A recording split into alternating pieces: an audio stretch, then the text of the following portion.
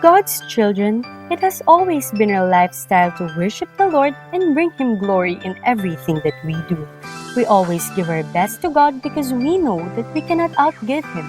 He got our back and He will always provide. Part of our worship to the Lord is our giving. We may be in the middle of crisis, but we will still hold on to what the Lord has promised. As the Bible says in Malachi 3:10, "Bring the whole tithe into the storehouse that there may be food in my house. Test me in this, says the Lord Almighty, and see if I will not throw open the floodgates of heaven and pour out so much blessing that there will not be room enough to store it." With a cheerful heart, we can bring our tithes and offering at Reigning Home. We can also give through GCash, or we can contact our respective life group leaders to help us on how to remain faithful in the Lord through our giving. Let us always remember that it's not what we do, it's who we are. We give simply because we love. Let's give!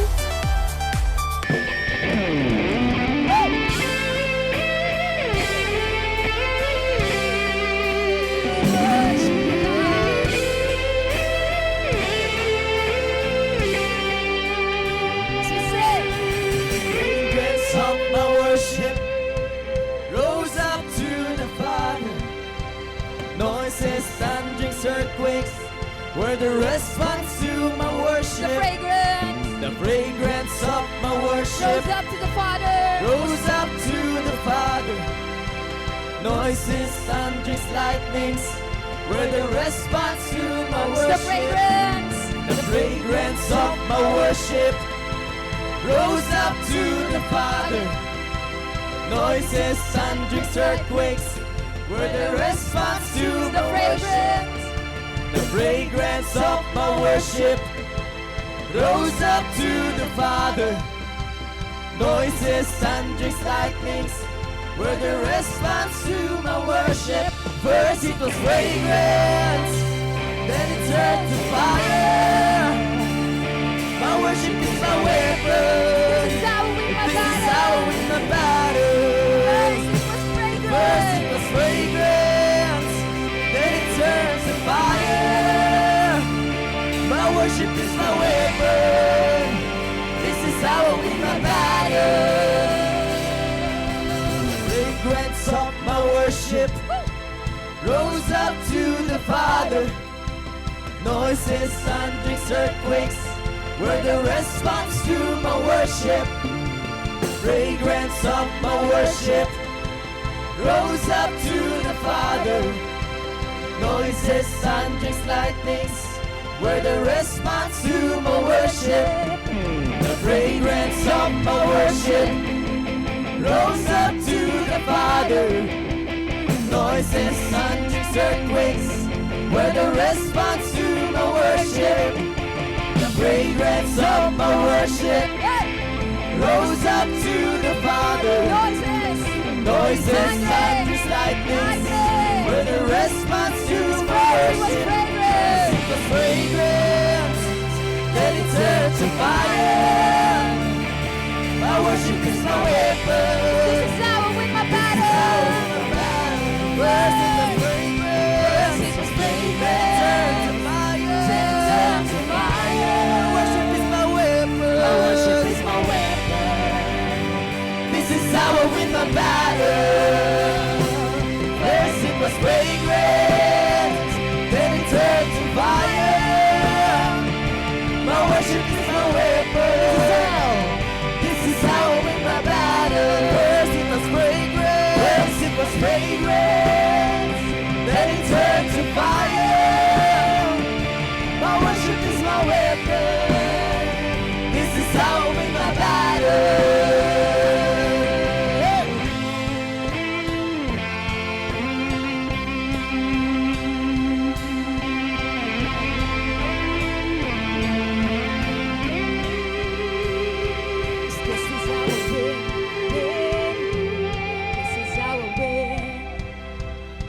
The smoke of my worship release upon the earth. Can you declare it to your neighbor? This is how I win. This is how I win. The smoke of my worship release upon upon the earth. This is how we win. This is how we win, win, win. This is how we win. The smoke of my worship release upon the earth. This is how we win, win, win. This is how we win. The smoke of my worship release upon the earth. This is how we win, win, win. This is how we win. This is how we win. The smoke of my worship release upon the earth. This is how. This is how we win, win, win. This is how we win. This is how we win. The smoke of my worship release upon the earth. This is how. This is how we win, win. This is how we win. The smoke of my worship release upon the earth. This is how we win, win, win. This is how we win. This is how we win. The smoke of my worship release upon the earth. First it was fragrance, then it turned to fire. My worship is my weapon. This is how I win my battle. First it was fragrance, it was fragrance, turned to fire, turned to fire. My worship is my weapon. This is how I win my battle.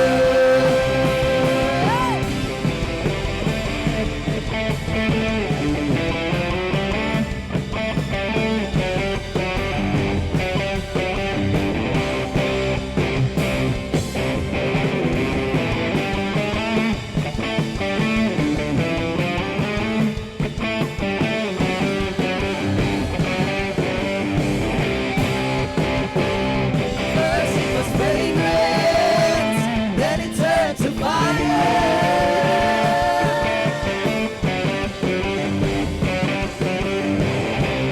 Once again we say, First it was fragrance, then it turned to fire.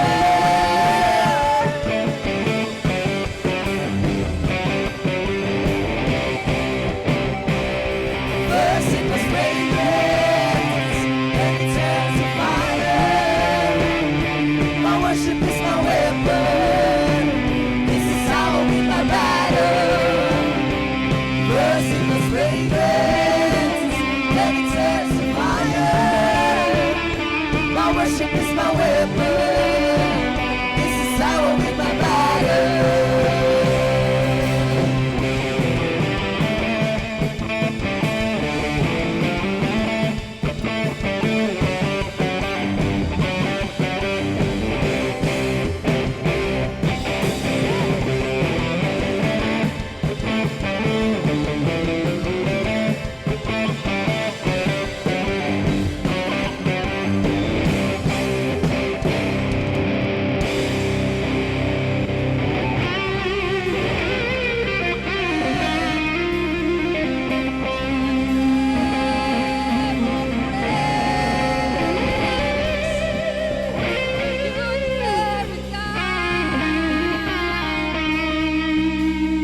this first it was fragrance,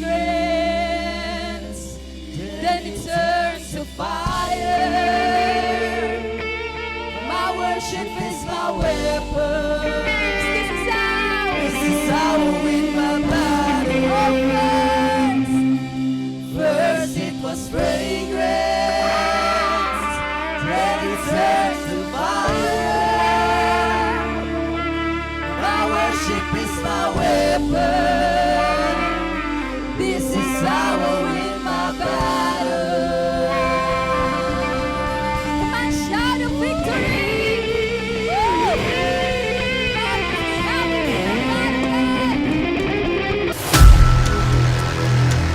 Every individual is a generation.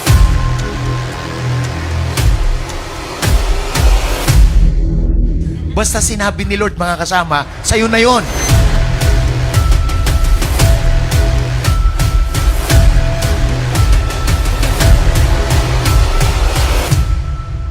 You are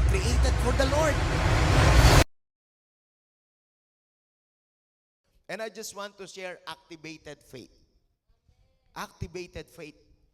So dapat ang faith natin active, ang faith natin useful. So dapat maunawaan natin ang mga bagay na because passive faith is powerless. Sabi ko nga po last Sunday, faith operates by level. Hindi lahat po ng nakihawak kay Jesus gumaling. Ang gumaling lang po yung isang babae na meron pong supernatural faith. So wag kayong makikigaya lang. Dapat meron kang personal na karanasan. So because our God is a powerful God and meron siyang gagawin sa buhay ng bawat isa sa atin. Jesus' limitation to perform the supernatural is due to man's lack of faith. Kung gusto mo na wag gumawa ng milagro ang Diyos sa buhay mo, wag kang maniwala. But I just want to warn you, ang Diyos ay Diyos kahit wala ka. At ang pinakamahirap sa lahat, merong nangyayari sa iba sa buhay mo wala. So this is my challenge to each and every one of us. God is a just God. Makatarungang Diyos ang Diyos. Ang pagpapala hindi para sa iilan, dapat para sa lahat. Hindi ka dapat nagsasana all, dapat all. So it is our portion in the Lord. Kaya lang ang malaking problema nga natin yung hindi natin paniniwala. So kung gusto mo ang Panginoon, wag mag-perform ng miracle, isa lang ang bagay na gawin mo, wag kang maniwala. Matthew chapter 13 verse 58, now he did not do many mighty works because of their unbelief. Si Jesus, merong isang lugar na pinuntahan, maraming hindi naniniwala, kaya konti lang yung miracle. But I do believe today, sa dami nating ito, maraming maniniwala. Sa dami nating ito, maraming miracle ang may experience ng bawat isa sa atin. Are you excited for your miracle? Hindi ko alam kung ano miracle mo. Maybe it is your physical healing. Meron dito na merong karamdaman. God is a miracle working God. And if you are willing, if you obey the word, if you have faith to believe, the spirit of faith, you can be healed after this. And even right now, God is healing you right now. May ginagawa na si Lord sa iyo ngayon. So, ito yung bagay na dapat nating makita at maunawaan. Anumang bagay sa buhay mo, basta pinaniwalaan mo ang salita ng Diyos, may mangyayari sa iyo. Because the power of God, or the Word of God has the power of God to perform. No, meron siyang kapangyarihan para gumawa. Bibigyan kita ng example because everything was created by the Word.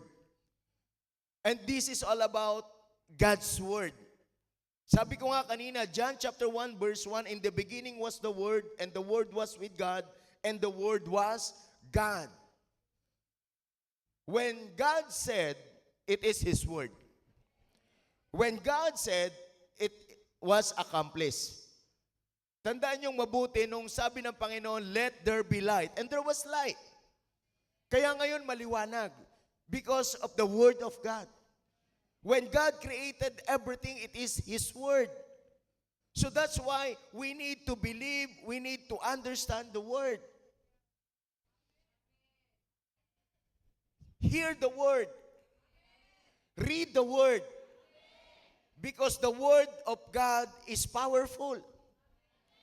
Pansinin niyong mabuti, when God said, let there be fish in the waters and all the living creatures in the water.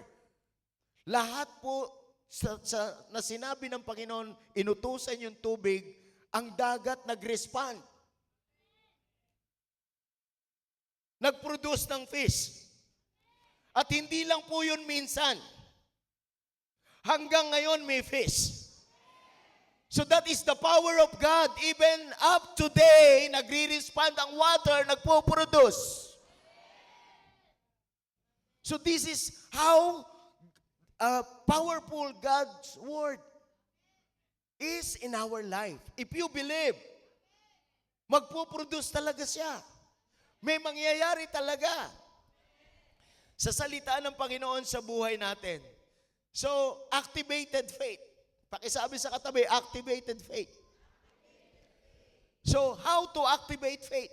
Number one, we can activate our faith by hearing the Word of God. The Word of God in Romans chapter 10, verse 17, so then faith comes by hearing, and hearing by the Word of God.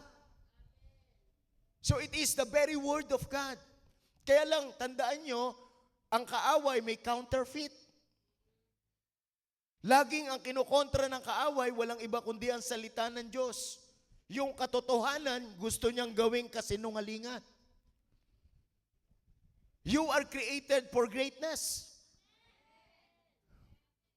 You are created to carry God's glory. So that's why you are not ordinary.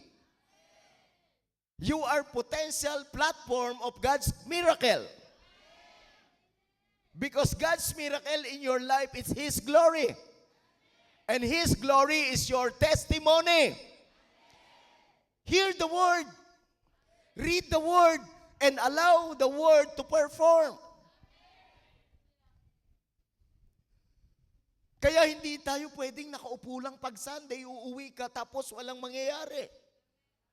I tell you, mapapagod ka. Hindi ka magiging excited. Religiously, uma-attend ka, pero pag walang activated faith, walang mangyayari. Ma-activate lang ang faith natin through the Word of God. So that's why we need to understand these things. In Galatians chapter 3, verse 5, therefore, He who supplies the Spirit to you and works miracles among you, are you excited for that? Does He do it by the works of the law or by the hearing of faith?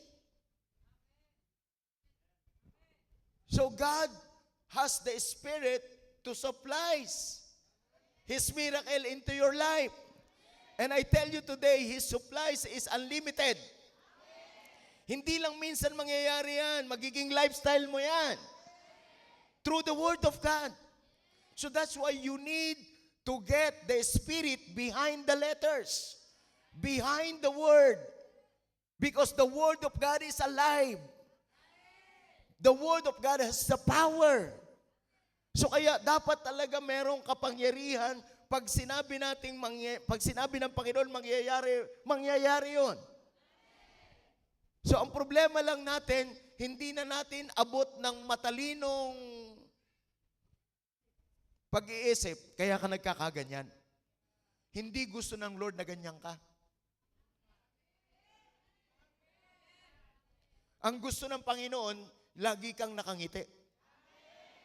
Ang problema lang, ang isip mo wala kay Lord. Kaya ka nakasimangot ngayon. Buti na lang nandito ka, kaya napapangiti ka na ngayon. Kasi alam mo na merong kapangyarihan na salita ng Diyos sa buhay mo. At masunurin ka. Pag narinig mo yung word ni Lord, ma-activate yung faith mo, magpe-perform ang word sa'yo. So that's why we need to get the simplicity of the word. Hindi na kailangang maraming eksplanasyon. Hindi na kailangang maraming paliwanag. The Word of God is enough. Hanggang ngayon, nagre-respond ang kanyang kinumand. Ikaw na lang ang hindi. Because of your power to decide. Your willpower. Gustong-gusto na ni Lord, ikaw na lang ang ayaw. Pakisabi sa katabi, buti na lang. So just get the simplicity of the Word. The Word has the power. Are you excited? The Word has the power. Kaya may prutas pa hanggang ngayon, nagre-respond pa ang lupa. Because of the Word. Kaya meron pa ring tuna kahit ang lalaki nila. Hindi nauubos ang tuna kahit madami kang nakain. Nagpo-produce kasi merong Word. Nagpo-produce kasi nagre-respond. So the Word of God has the power. Sabi mo sa katabi mo, may power ka. Pag meron kang word. Ang problema natin mga kasama, even though Christ died for us, He redeemed us, He renewed us, He restored us, but the problem is our mind. That's why, sabi ng Romans chapter 12, transform your mind. Renewed your mind. Romans chapter 12 verse 2. No, ito po yung sabi ng verse at gusto ko itong makuha din ng bawat isa sa atin. And sabi ng verse, do not be conformed to this world. Because the world is corrupted. But be transformed by the renewing of your mind. That you may prove that is that good and acceptable and perfect will of God. So kung hindi binago ang isip, kahit na nag-church ka, ang buhay mo parehas lang. Pamilya mo parehas lang. Finances mo parehas lang. Kasi merong principle, merong word na dapat nating pakinggan. So we need to renew, we need to transform. Do not conform, but be transformed. So in 2 Corinthians chapter 11 verse 3, but I fear lest somehow, as the serpent deceived Eve by his craftiness, so your minds may be corrupted from the simplicity that is in Christ. Masyado na naging complex yung mind mo. Hindi mo na kayang paniwalaan yung word lang ni Lord. The word of the Lord is hindi lang. Power to create. Power to perform. Kaya lang ang utak mo, masyado kang komplikado ang utak mo. Aasenso ka pag nagtrabaho ka. Wala ka ng simplicity to trust the word of the Lord. Inuuna mo yung mga bagay na ayaw ipauna sa iyo ni Lord. So that's pride. Yabang yan. Kaya ang buhay ng mga mayayabang madadali. Madaling mawala. Madaling maglaho. Kasi gusto nila shortcut. Ayaw nila ng process. Tandaan nyo mabuti, the word of God is very powerful. The problem is, because of the enemy, kinurap yung ating mind. Kaya pakisabi sa katabi, bagong taon, bagong utak. Bagong taon, bagong buhay. Saan ang gagaling yan? Sa bagong utak. So sayang ang 2026 kung ang utak mo pang 2025. Sino dito yung masaya? Ang buhay mo, upgraded na. So bago pa ma-upgrade ang buhay mo, utak muna upgraded. Kaya mong paniwalaan kung ano ang sinasabi ng word. So, the word of God is God. So you need to read, you need to understand, you need to have the Spirit. When God said, it will manifest. It will accomplish what He desires. Kaya itong buhay na pinagpala, buhay na masaya, hindi para sa lahat. Ito ay para sa mga sumusunod lang. So are you excited to activate your faith? So faith activation is by hearing the word. Reading the word. So yun yung bagay na dapat nating makuha, dapat nating makita. Yung salita ng Diyos, makapangyarihan yan. Hindi yung pag-isipan ko to. Para namang tama ang sinasabi niya. Grabe, pinag-isipan mo parang tama si Lord. Eh hindi ka pa nga pinapanganak, nasa puso ka na niya. Nasa isipan ka na niya. Tapos pinag-isipan mo yung salita ng Diyos. So, in order for you to activate your faith, just hear the word. Hear the word through the Spirit, not through your mind. Hear the word in your spirit. And the Spirit of God is so gentle. He's speaking to you. Dinadirect ka niya kung saan ka niya mapupuntahin. Yan po yung salita ng Panginoon kapag sinusunod natin. And then, second thing, how to activate our faith is by believing the Word. Believing the Word. So dapat ikaw ay believer ng Word ni Lord. Kumontra na lahat, pero ikaw naniniwala. Kung yun nga tubig, nag-respond. Kung yun nga lupa, nag-respond. Hanggang ngayon may isda, hanggang ngayon may prutas. Dahil lang sa salita ng Diyos yun. Active hanggang ngayon. Basta sinabi ni Lord, mangyayari. Matthew 17:20 says, so Jesus said to them, because of your unbelief, for assuredly I say to you, if you have faith as a mustard seed, you will say to this mountain, move from here to there. And it will move. It will move. And nothing will be impossible for you. Walang imposible sa'yo. Kung maniniwala ka. So ito yung bagay na gusto ko maintindihan yung mabuti. Ang buto ng mustasa, pinakamaliit na buto na nakita ko. Isa sa pinakamaliit, hindi mo halos ma-distinguish yun. Parang tuldok. Parang tuldok lang siya. Hindi mo siya makita. Sa sobrang liit. What I'm trying to say, sabi niya, if you have faith as a mustard seed, so it is not the size matters. Hindi mahalaga kung gaano kalaki o gaano kaliit. Ang importante meron. And then sabi ni Lord, you will say to this mountain. Hindi niya sinabing, you can beg to this mountain. You can plead to this mountain. You can say to this mountain. Saying to this mountain is command. When you said, they will follow. They will respond. Kapag sinabi mo kahit bundok, lilipat sa dagat yan kung maniniwala ka. At ang sabi niya, kung maniniwala ka, walang imposible sa'yo.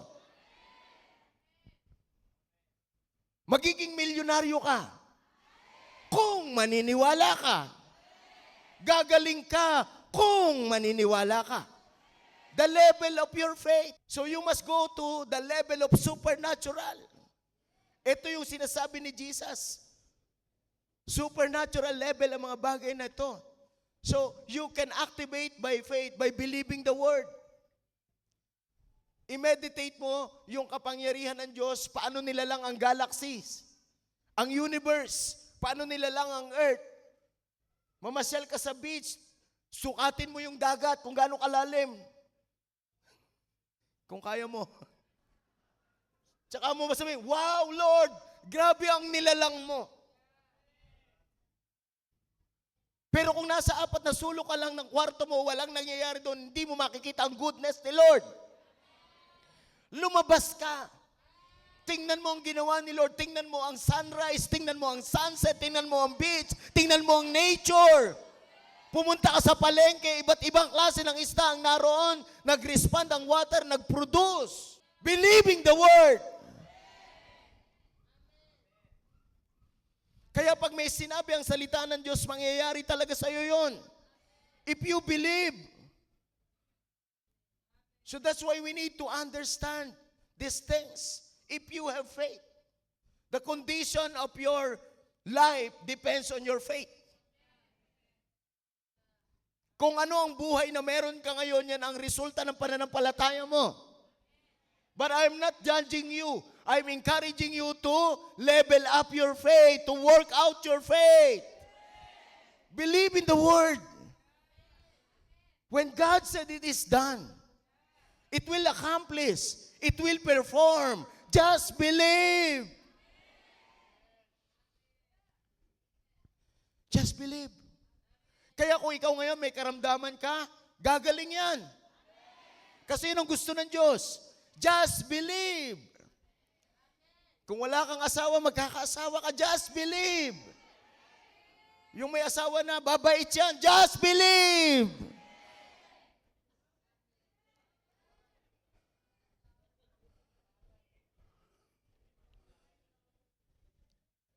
Babait yan. Believing the Word. Believing the Word. This is how we activate our faith. How we activate our faith. Third thing, we activated our faith by confessing the Word. Yung pinaniwalaan mo, sinasabi mo.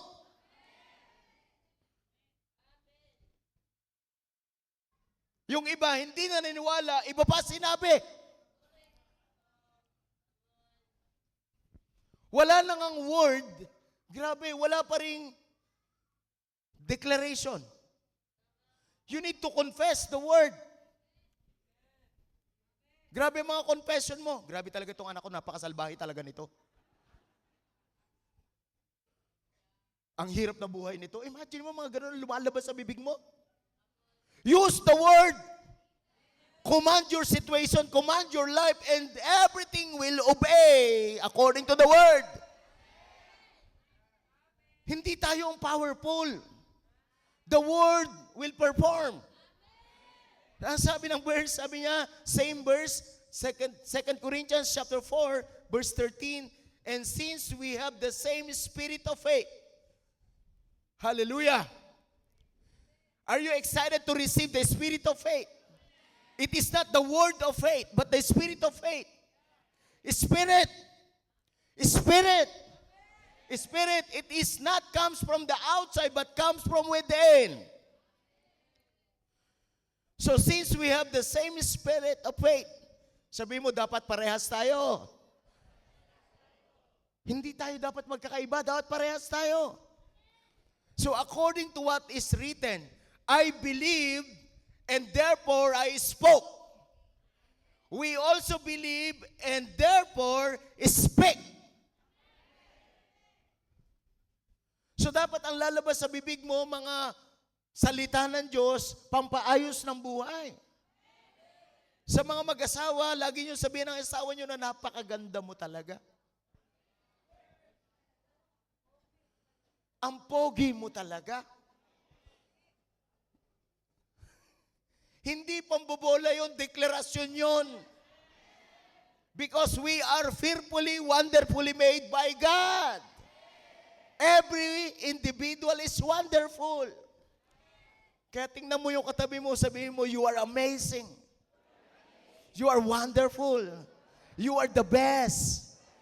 You are the most handsome. Sabihin mo sa asawa mo yan. Sabihin mo sa asawang babae ko, ang pinakamagandang babae sa balat ng lupa. And then later on, magmamanifest yan. Because there is power in the word that you confess. Sino dito yung excited ka na mangyayari ang mga bagay na to? When you confess, if you believe and you confess, it will manifest. So this is how we operate in the faith. Walang imposible sa mga naniniwala. Walang mahirap sa naniniwala. Ako hindi ko kaya, pero si Lord kaya ng word niya yan. Panghahawakan ko ang word na yan. Supernatural. Hindi mo kailangang paghirapan ng lahat. Kahit magaling na surfer, hindi siya makaka-create ng wave. Ang kailangan na niya, i-anticipate, paparating, sasakay. Sino dito excited ka, ready na ang surfboard mo? May paparating na magandang bagay sa buhay mo. Tapos na mga pangit. Sino masaya? Tapos na mga pangit sa buhay mo. Magsisimula ng maganda araw-araw. Ngingiti ka.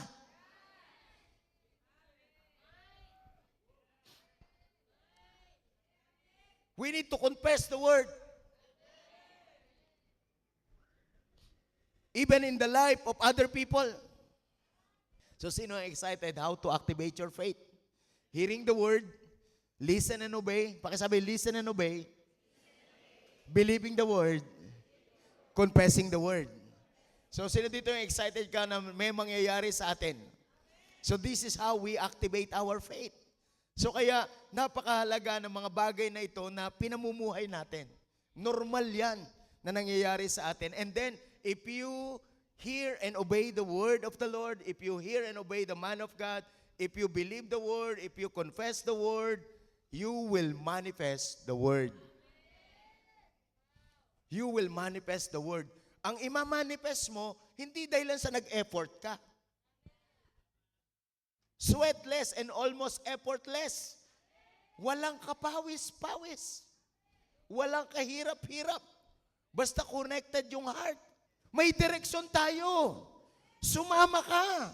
Makiisa ka. Because we want to manifest the glory of God in this place, in this church, in our life.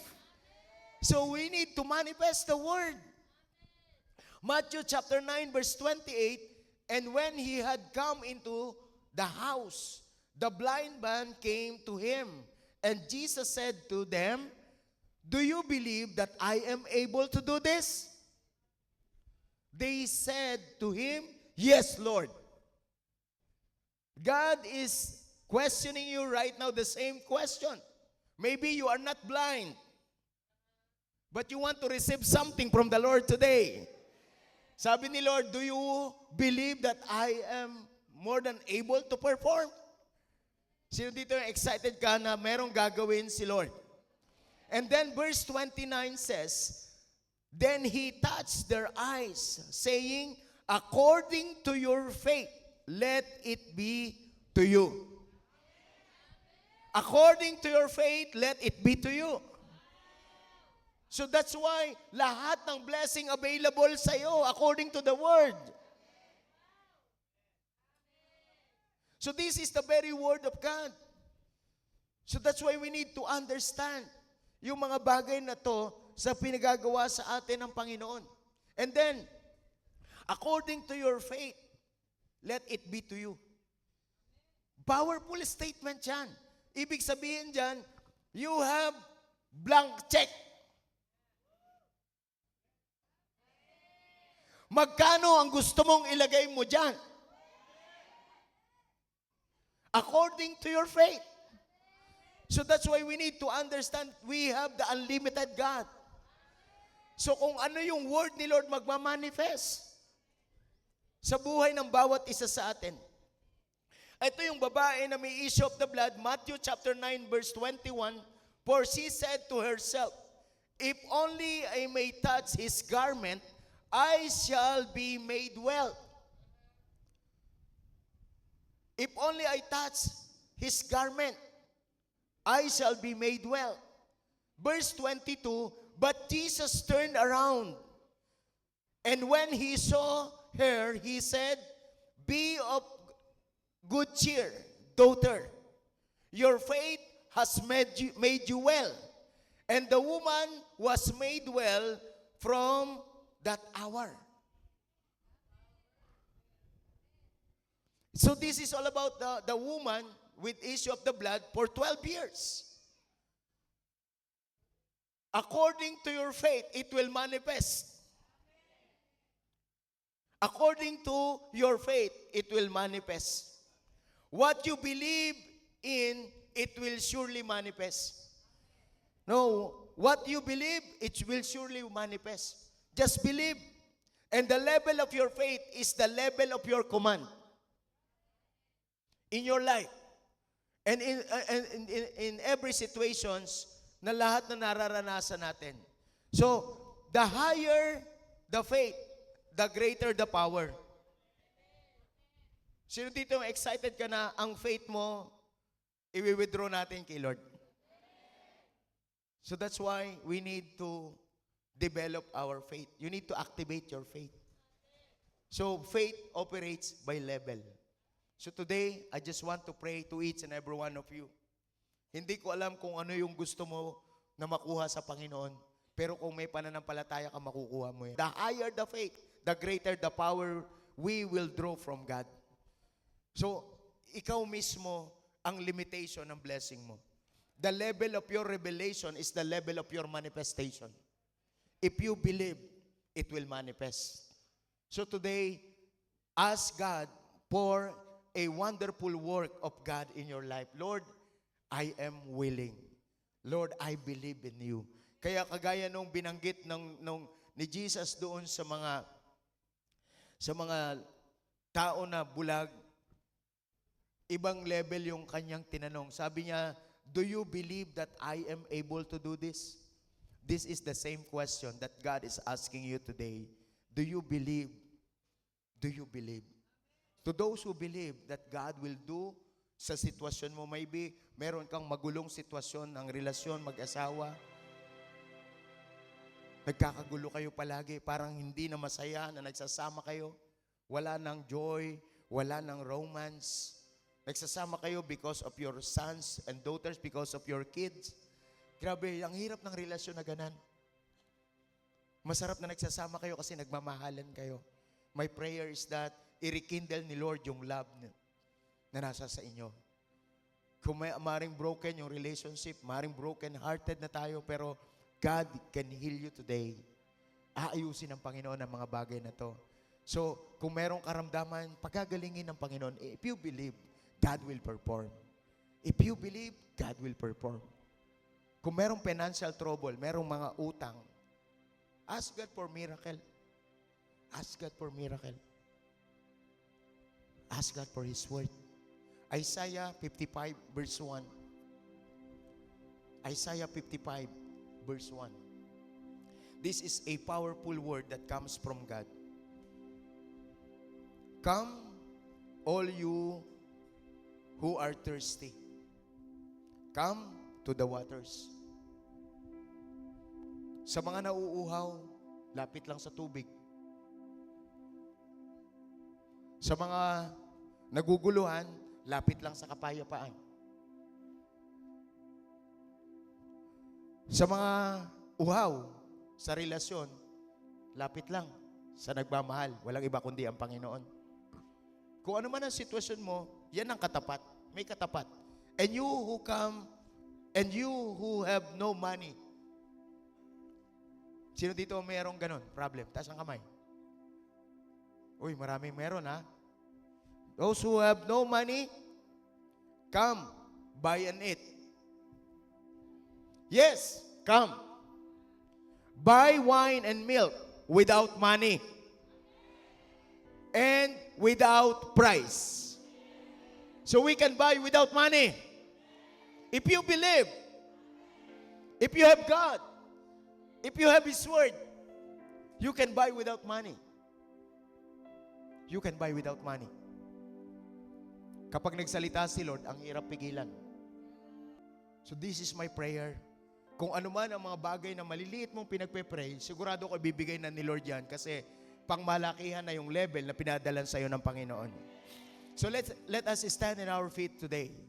Lord, I just want to pray for you. Reigning Light family, receive your portion. Yung magagandang bagay sa buhay mo, dadaloy mula sa church. Mula kay Lord. At lahat ng bagay na magaganda, mangyayari yon sa iyo kasi may tinanim tayo. As a church, tinanim natin. Kaya makikinabang, mag-harvest ka kahit hindi ka nagtanim. Mag-receive ka lang. Just raise up your hands. Father, thank you so much sa opportunity at privilege, Lord, na mag-reveal ng glory mo. Lord, help us to activate our faith. Lahat ng bagay, Lord, hindi ka maluluwalhati kung walang pananampalataya. Kapag ginagawa namin ang cell group, Lord, dapat may pananampalataya. Kapag nag-worship kami, dapat may pananampalataya. Nagdi-devotion kami, dapat may pananampalataya. Lord, pag nagbibigay kami, dapat may pananampalataya. To glorify your name, O God. Lord, next week, sa pagpaparticipate namin ng first fruit celebration, O God. Lord, because magdidetermine ito ng year salary namin, O God. Year income namin, Lord. Magpaparticipate kami, Panginoon. We cannot outgive you, Lord. Increase our faith, Lord. Increase our faith. Increase our faith, O God. And Father, sa sino man nandito ngayon, Lord, na may mga sitwasyon sa buhay na maliliit na bagay, Lord, regalo mo na yon. Pero Lord, i-increase mo ang kanilang faith to the next level. Magawa nila kung anong pinagagawa mo. At Lord, ang precious sa iyo, mga kaluluwa. Yung mga kaluluwa na Lord, kagaya ng testimony ni Natalie. Kahit na pangit yung sinasabi sa pamilya niya, kahit ang dinudusta at pinipintasan sila, Lord, hindi pinagkait ni Natalie yung glory mo, yung power mo, O God. Lord, use each and every one of us. Wag lang yung sarili namin, Lord, ang tingnan namin yung mga pangailangan namin, kundi, Lord, yung glory mo ang ma-reveal. Father, i-bless mo ang lahat ng mga anak mo na andito ngayon. Lord, kung sino may karamdaman sa pangalan ni Jesus, Lord, pagalingin mo. Lord, immediate healing in the name of Jesus. I am applying the blood of Jesus. Kung sino man ang may issue, Panginoon, sa relationship, husband and wife, family, siblings, sa parents nila, Lord. Lord, in the name of Jesus, we are praying for the Holy Spirit to restore every broken relationship, every broken hearts right now, and help us, Lord, to receive love and to give love. Help us, Lord, to forgive and receive forgiveness. Heal our heart, Lord. Restores relationship, Lord. Lord, ang aming tahanan maging daluyan ng iyong kalwalhatian. Lord, our household, Lord, belongs to you. Lord, our household, Lord, will be saved. Our household, Lord, will serve you. Thank you, Lord. Ikaw ang magbuo ng bawat pamilya, Panginoon. At Lord, kung sino may mga financial trouble, Lord, in the name of Jesus, you are the God of abundance. Lord, help us increase our faith, Lord. Give us the Spirit, Lord. The Spirit of faith, Lord. To receive the Spirit of abundance. The Spirit of prosperity. Lord, because we are prosperous in the name of Jesus. Originally designed, Lord, according to your word, that we are the head and not the tail. We are a lender, not the borrower. Thank you, Jesus. We receive our portion today. And Father, bless our ministries. Bless our cell groups. Lord, as we serve you, Lord, bless our life. Thank you so much, God. We give you praise and honor in Jesus' name. Amen and amen.